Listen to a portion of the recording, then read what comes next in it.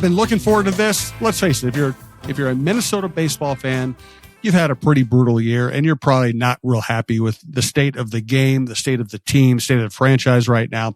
We're going to have some fun today. Roy Smalley, LaVelle Neal III, and myself, Jim Souhan, here on the Chin Music Show at TalkNorth.com.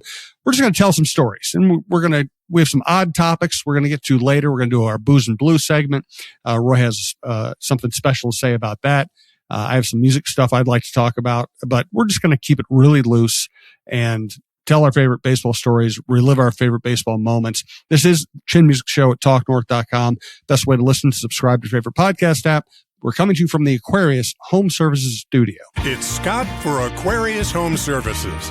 Yep, Jack Frost is back, and he's not just nipping at your nose. He's eyeing your furnace and those leaky faucets, too.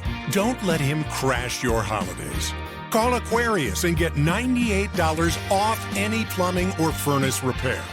Enjoy your holidays and let Aquarius take care of your home service needs. Schedule today at AquariusHomeservices.com. Aquarius, earning the right to be recommended. All right, so Roy, why don't you kick us off with your favorite baseball story, or one of them? I'm sure you have 8,000 of them.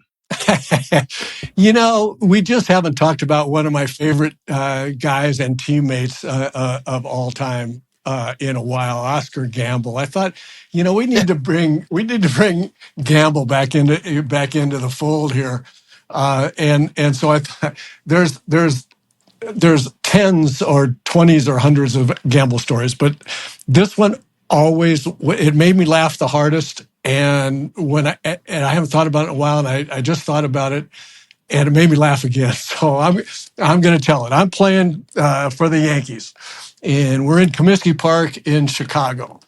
And Lou Piniella and Oscar Gamble and a couple other guys are sitting down at the end. It might have been a doubleheader. We almost got one game off, but I'm sitting down there with Gamble and Piniella and different guys, and Ron LaFleur is playing for the White Sox, and he comes up to the plate. Now, Ron LaFleur came up with the Tigers and had a phenomenal rookie year, went on to be a real star. His career was delayed for a while because he was jail. He was arrested for grand theft auto, among other things, and he spent time in prison. Got out of prison, straightened things out, became a star. So that's just the background on LaFleur, but he was a phenomenal player as a rookie, one of the fastest guys in baseball at the time. So LaFleur comes up to the plate later on in his career, playing for the White Sox, and everybody starts talking about what a great player he has been and how fast he was. And even now he's fast, but man, everybody's saying you should have seen him when he first came in the league. We've all got stories about Ron LaFleur's speed demonstration one way or the other. We're all talking about that. Gamble's sitting there just listening, not saying anything. And finally, there's a lull in the conversation, and Gamble says, "The Dodgers just signed the cop that caught him. You should have seen that MF run." And I fell off the bench. I was laughing so hard. I mean, just out of the blue, spontaneous line like that, I'd never heard anything like it. I love it. LaVelle, what tops your list? Well, I've been fortunate to cover a lot of very interesting players through the years. That includes my 4 years covering the Royals, and being I was in the visiting clubhouse the night that Hal McRae got mad and threw the you were there. And hit Alan Eskew in the face. Yep, I remember that. Yeah. And then covering these Twins teams in the 2000s. And there was one guy, Brian Buchanan, Buck. Dale Ortiz's nickname for him was Buck Wild. and married to John Havlicek's daughter, I believe. Mm-hmm.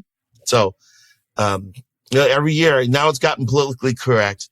But now, back then, at the end of the year, the rookie hazing was to have them dress up in crazy outfits, most of them dressing up in women's outfits and stuff. And so Buchanan got called up, I want to say, in 1999 in September, just in time for the rookie trip where he had to dress up and he had to put on a dress and they had to go hang out somewhere while they're wearing dresses and stuff. So then the year after that, Buck spent the majority of the year in the minors, got caught up again, still had rookie status. So here we go. 2 straight years. Buck's got to go through the rookie hazing of wearing a dress out in public. And I'm in the clubhouse back then, they didn't worry about keeping the media out for stuff like this. And walked in and his dresses hanging in lockers and guys are fitting in, trying to fit in dresses and figuring out if they can wear their sliders under and stuff with them. And Buck's getting dressed. I was like, damn, Buck, this is screwed up, man. This is 2 straight years that you've had to dress up on rookie hazing day. And he looks at me, he goes, it's okay, LaVelle. I do this for my wife all the time. I love it. I don't, it's funny. I've been trying to think of my favorite baseball story, my favorite personal baseball story, and I've got great memories. And I've been great games. I was at the Red Sox-Yankees series where the Red Sox came back from 3 down, and being in Boston and New York for those games was something I'll never forget. But I don't have like one just great favorite story. For me, baseball, especially as a beat writer, they're about all these little funny moments, and a lot of the little funny moments don't really translate to retelling. They're funny right then and right there because of the people and the context. So I'm just going to offer this one. I'm at the University of Missouri. I'm a young sports writer, and I've been covering Missouri basketball team, and they give me the chance to go to St. Louis and Kansas City to do some features on Cardinals and Royals players and cover some games. And, great opportunity. I'm like 21, 22 years old, and I grew up, I moved all over the place. I lived in St. Louis for a while in high school. So, I looked at these players. I still had some awe. I still had a lot of awe for the Major League Baseball player. And I was still intimidated by Major League Baseball clubhouses because I hadn't spent much time there. So I go over to St. Louis to do a story on the Cardinals, and I'm scared to death. And the first thing I do is go to the manager's office for Whitey Herzog's, daily press briefing, right? And Rick Hummel's in there, and these legends of baseball writing are in there, and they're all asking him questions. He's giving them very good answers. They all walk out, and I didn't know whether I could talk to somebody one-on-one or not. I just took a shot. I walked up, introduced myself, and I asked Whitey a couple of questions. He ended up telling me, was it Mike Reitz, the third baseman who had some personal problems? Whoever it was, they had a third baseman who was going through some stuff. Here's Whitey Herzog. He doesn't know me from anybody. I'm 22 years old. I've never been in Major League Baseball clubhouse before. He starts breaking down for me like exactly what's going on in this person's life and why he's probably going to be out of baseball in 3 months.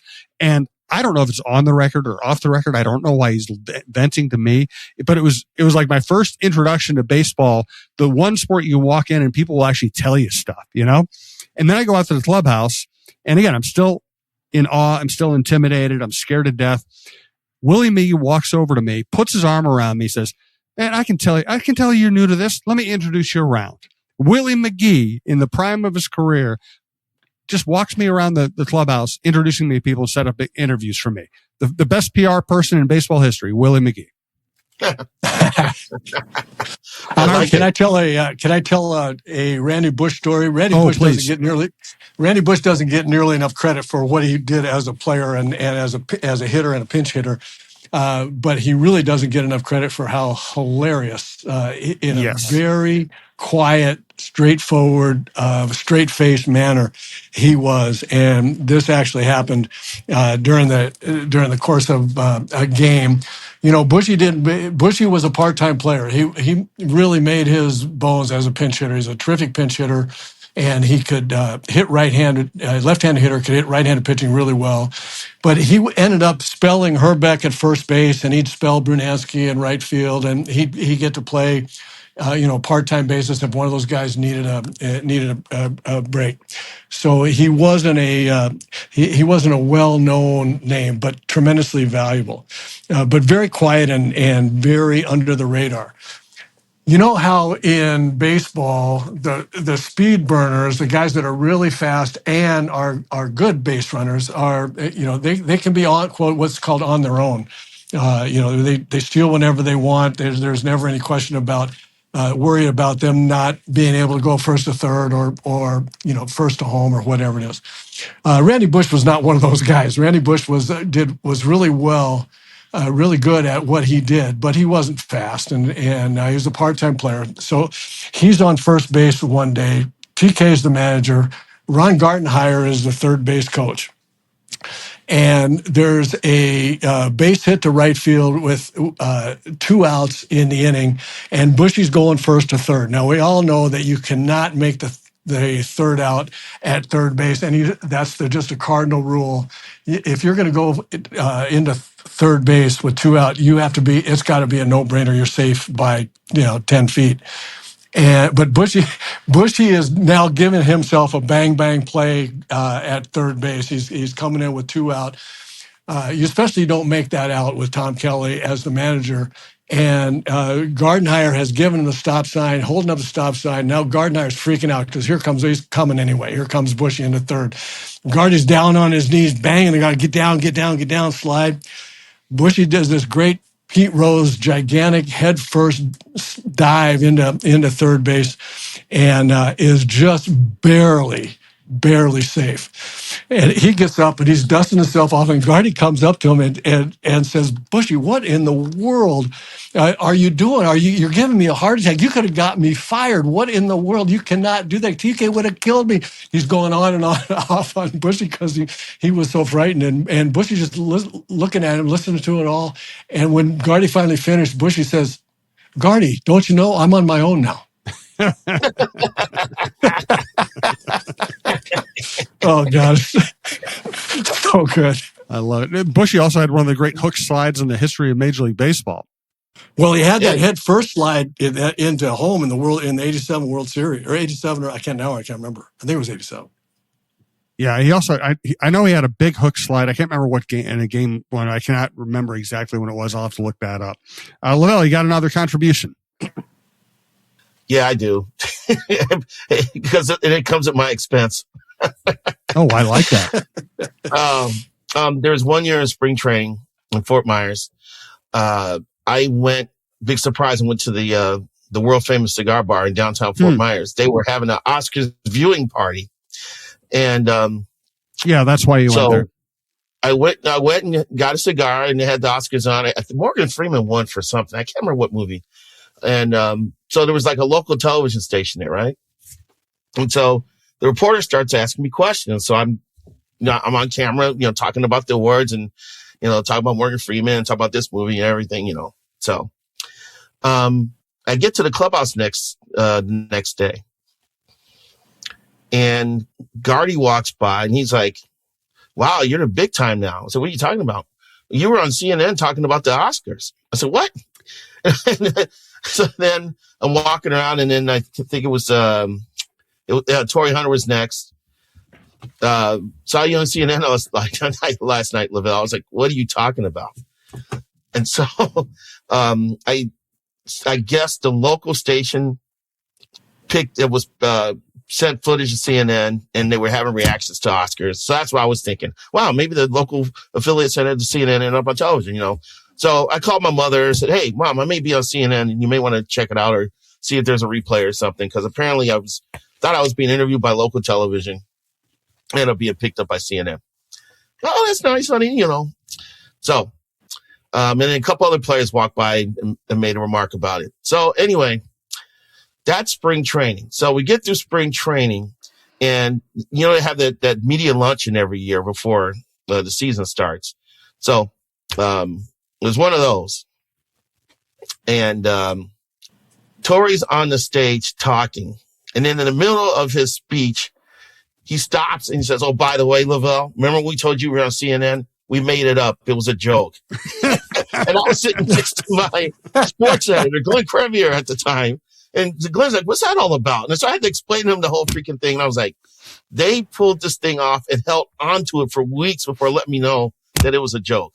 So, yeah, that one sticks out because I got good. I got really good there. I didn't see that one coming. I love it. All right. More stories to come. Let's take care of the business, starting with Onyx Hunt. Have you ever driven past a piece of land and wondered who owns that? Or maybe you need to know exactly where a property line runs. That's where Onyx Hunt comes in. And it's not just for hunters. There are folks using Onyx for their jobs every day throughout the country, from farmers and ranchers mapping out their fields, wildland firefighters navigating rough terrain, to construction workers needing to know who owns what property. This app offers something for everyone. If you need the best land ownership maps, aerial imagery, and property boundaries in your pocket, Onyx Hunt is the tool for the job. Try it free for 7 days. Download Onyx Hunt in the app or Google Play Store, or visit onyxmaps.com/hunt to get started. Also, thanks to Minnesota Masonic Charities. Today, I want to talk a little bit about the Minnesota Masonic Charities. When you think about the Masons, I get it. You think about the funny hats, those pancake breakfasts, which are phenomenal. My dear friend John Schweitz and I have chatted about this, and it's so much more than that. They've got the Masonic home over in Bloomington. They've got the hospital for the children over at the U of M.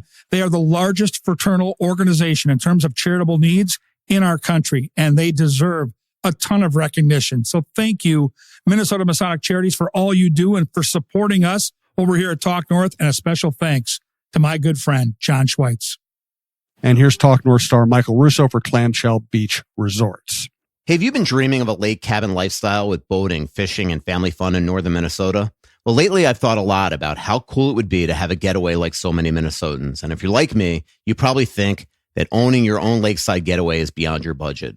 Well, if you think lake cabin real estate prices keep going up, well, think again. This is Russo, and I'm here to tell you there is an affordable way to enjoy a cabin lifestyle and all that goes with it. And yes, I said affordable. I founded a Clamshell Beach Resort, which is located on the Whitefish chain of 14 lakes for you and your family to enjoy. Here's how. Clamshell has lake homes that offer deeded fractional ownership, and the keywords there are deeded and fractional. You own it. Imagine having 5 weeks a year to enjoy Clamshell with its beaches, pool, and lodge that's full of kids' activities. Is golf your game? There's a great golf course right across the road. Like winter sports? Well, you can go ice fishing, cross-country skiing, or snowmobiling right out the door at Clamshell. And there's no maintenance, no grass mowing, no snow removal. It's done all for you. And you can own a share of Clamshell Beach Resort at an affordable price. To learn more about ownership opportunities at Clamshell Beach Resort, go to cottagesonwhitefish.com or contact Pat Egan at 612-220-9819. That's cottagesonwhitefish.com or Pat Egan at 612-220-9819. All right, Roy, you got another one? I'll try to tell this one as quickly as I can, because I don't think people realize how funny Kent Herbeck has always been. Yes. And when he's funny, oftentimes it's great sarcasm. There's a young guy, like a young Jim Souhan story, that came in and wanted to talk to Herbie during the time when it was the balls juiced era. Everybody wanting to know about what's going on with the baseballs. And this kid comes in to talk to Herbeck. Well, in the meantime, Herbeck for the last 2 weeks has been in a slump, and he was grouchy. I mean, as grouchy as possible. And you didn't really want to talk to him. It was like that something was going to happen anyway. This young guy comes in and says, "Mr. Herbeck, can I talk to you a little bit?" And Herbeck looked at him and says, "About what?" And the kid says, "Oh, nothing, personal or about, your playing or anything. I just want to. We're doing a story on whether you think that the baseball's juiced up this year and traveling farther, and just want to know your thoughts about that." And Herbert gave him this 10-second stare, like just melting the guy, and finally he just growled at him. He said, "What? You think my 3 hoppers at second baseman are getting there faster this year?" Oh, that killed me. I got a Herbeck story. Sure. Because I didn't know about this until I researched the book that I wrote on the history of the Twins that was released last year. Tim Lautner killed Herbeck when I interviewed him for the book. He was telling me a story about they were in Chicago, and it was a half an hour before first pitch. And Herbeck had found a bowl of Oreo cookies in the visiting clubhouse. And he was sitting on the floor in the clubhouse eating Oreos. All right. TK comes out of the office. He's headed to their dugout. He stops. He goes, "Herbie, what the F are you doing?" And Herbeck goes, "I'm hungry." If you want 2 hits out of me, you'll just keep right on walking. Oh, Lord. All right, I'll give you one. This one isn't really funny. It's like doesn't have a good punchline to it, but I just want to paint this picture for you because this is another thing that can only happen in baseball. Twins are in Kansas City. It's hot. It's a bad Twins team, like late 90s, and they're out there for early batting practice, and they needed it, and everybody's sweating, and there's kind of a lull in the action, and here comes George Brett. And George goes out to the mound and mimics every Twins pitcher who ever lived, every great pitcher who ever lived. Then he goes to the batting circle, batter's box, and he starts mimicking every great Twins hitter who ever lived. And here you had the traveling party with the Twins, 25 plus players, coaches, manager, some officials, writers. And we're all just watching George Brett basically put on a pantomime show. And the highlight was George Brett doing Jim Cott. Because he didn't just do Jim Cott's delivery. He did Jim Cott's delivery with Jim Cott's pinched face. With that kind of scrunched up face where the Jim Cott had when he was really concentrating. And he also did it he reminded us how fast Jim Cott worked because he would basically release the imaginary pitch and then catch the imaginary throw back from the catcher and go right into his windup again. And it was just, not far off. Not far from the truth. But it was just, here's a Hall of Fame player walking out in the heat in Kansas City to entertain an entire team by mimicking all these great players and pitchers. You can't have that in other sports. No, George is just great as a humorist and as a crazy person on a team. He was really hilarious in that not only was he quick-witted, but he was insane in a lot of ways, just crazy. He would do anything at any time. And do it really well. I mean, there are stories about George, a lot of which, many of which you can't tell, but all of them hilarious. And what sums up George when he was with Whitey in Kansas City, when Whitey Herzog was the manager, and George was killing it, perennial all-star third baseman, just killing it. He came in on a Sunday morning after being out, doing a Mickey Mantle and Whitey Ford thing on Saturday night, the night before, and he is just hurting badly. And he's laying on the, face down on the training room, one of the training room tables, and he's just dying. And the lineup's not up yet, and he's just begging in his mind, they're going, please, Whitey, just put somebody else in there today. And Whitey walks through the training room, sees George, comes over, pats him on the ass, and says, playing third, hitting third. I love it. And he probably got 3 hits that day. He probably got 3 hits. Yeah. Whitey came out when George, because my first year in the Royals beat was George's last as a player. And Whitey came over for some end of year ceremony when he was retiring. He was telling us a bunch of those stories about George. And he was like, I'd walk in and see George hunched over in front of his locker going, son, what time did you get home last night? 5. And he said, I would take him and put him in my office, have him take a nap on my sofa. I would make him a sandwich, and he'd go out and get 3 hits. Yeah. Yep. But George was a great guy. He was a really good guy, really great baseball person. He let me come out to his house and interview him for a story. Met his wife, Leslie. Jackson was just a toddler, at the time. And Jackson Brett ended up coming here to play football for St. Thomas. So it was just kind of a small world because I remember covering a Twins game. I'm standing outside the Twins clubhouse waiting to go in to do interviews. And here comes George Brett, his son Jackson, and Vince Flynn. And Vince was trying to get Jackson to flip from St. John's to St. Thomas. And he brought them all into the locker room, the clubhouse, at their beat players and stuff. And then 2 weeks later, Jackson decides he's going to St. Thomas. That's beautiful. When my wife and I were first married, we rented a really great place in Manhattan Beach, California, right on the Strand, which is the walkway, the boardwalk in front of the beach. and just for the off season. And I came home from. I mean, it was a wonderful place, and it was right on the beach and on the Strand. And George grew up out there. I grew up in Westchester, and George grew up in El Segundo, which is just like 2 miles apart. Maybe not even. So we were always aware of each other, and then we became friendly while playing against each other. And I'd see him in the off season once in a while, and just a wonderful guy. And so I went to work out this one day, and my wife, who had very little conception about anything about baseball when we first got married, and I get home, and she said, "Oh, by the way, I guess one of your friends stopped by." I said, "Really? Who was it?" She goes, "Well, I don't really know." And I said, "Well, tell me something about him." She said, "I don't know. He just stopped by and said, hey, does Roy Smalley live here?" And she says, "Yes, I'm his wife." And he says, "Oh, I heard that he got married." And he says, nice to meet you. I heard that he got married, and you guys were living here for a while. So just tell him I stopped by." And I said, "Well, did he leave? He didn't leave his name?" She goes, "Well, I think it was George."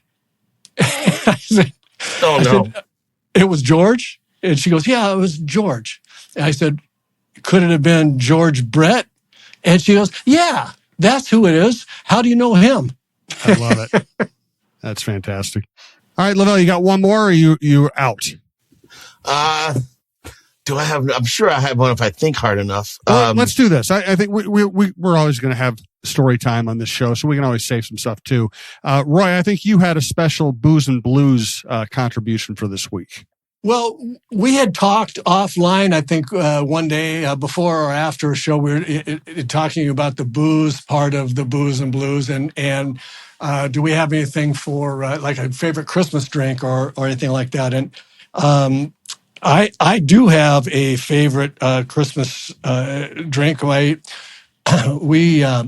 son-in-law, one of my sons-in-law, got me. He's a Manhattan drinker, and he got me a little wooden cask, and he said, I mix up a concoction in my cask, and he said, I put some bourbon and some really good sweet vermouth and some cherry bitters in there, and it kind of percolates in there, and it just stays, and it's really good. The longer it's in this little wooden cask, the better it is. He got me this cask. I said, what? I'm gonna experiment with that too. And I got to where I make this concoction with Basil Hayden bourbon because it's smokier and not as sweet as a lot of them, because and really good Italian sweet vermouth, and I've got it down to exactly how many drops of cherry bitters go into this deal, and swish it all around in the cask and let it percolate for a while. And then when anybody ever comes over during the holidays, one of the things they have to do is tap themselves a little Manhattan out of the cask, and I will tell you, it's really good. That sounds great. One thing, I'm not much of a vermouth drinker, but one thing I've been told by people is one of the reasons some people don't like Manhattans is because it gets made in bars with like old vermouth. That vermouth has to be really fresh to be good. Is that true? Yeah, it needs to be fresh, and there is really there are really degrees, levels of quality of vermouth as well. And so, like the real maestros behind the bar, when you go out to good bars, they're a lot of times they even make their own vermouth. But vermouth is just a wine, and a sweet wine of sorts, and so consequently, you can imagine that there's good and okay and bad and okay and really good vermouth. So fresh and quality. Yep, makes a difference. I also, one of our producers, Davide, recommended saying this or getting into this topic, and I think he's absolutely right. With the death of Rob Reiner, incredible director, I think our Booze and Blues segment should include an homage to Spinal Tap. One of the, I mean, it not only was a great movie, an incredibly funny movie, that was really on the nose about, the music world, but it also created a new genre, the mockumentary. And then you saw it, and you saw all mockumentaries on almost anything you could make fun of came about. I mean, Spinal Tap is brilliant, and it probably cost me like $18 to make. I mean, there was absolutely nothing fancy about any of it. It's just great writing and great deadpan delivery. Yeah, but this is 11. This goes up to 11. And it's given us, it's given us lines that will last forever. Everybody will always talk about rock music and amps going up to 11 because of that movie. Yeah, really true. That's it. What a phenomenal talent Rob Reiner was, from starting with All in the Family, where he was brilliant as Archie Bunker's son-in-law, all the way through all those. Harry Met Sally, when Harry Met Sally, and one of my personal favorites is, "My name is Inigo Montoya. You killed my father. Yes. Prepare to die." Yes, fantastic stuff. So sad, tragic passing, but let's remember the man's good work. And hey, try to remember some good stuff. A lot going on in the world, a lot going on with the Twins. Try to enjoy this week. Spend time with your family. We do appreciate everybody who listens. Everybody who has helped Talk North get to this point. I really appreciate my co-hosts on this show, Roy Smalley and LaVelle Neal III. So thanks everyone, and we'll talk to you soon. Merry Christmas to all. Merry Christmas, Happy Holidays, whatever you like.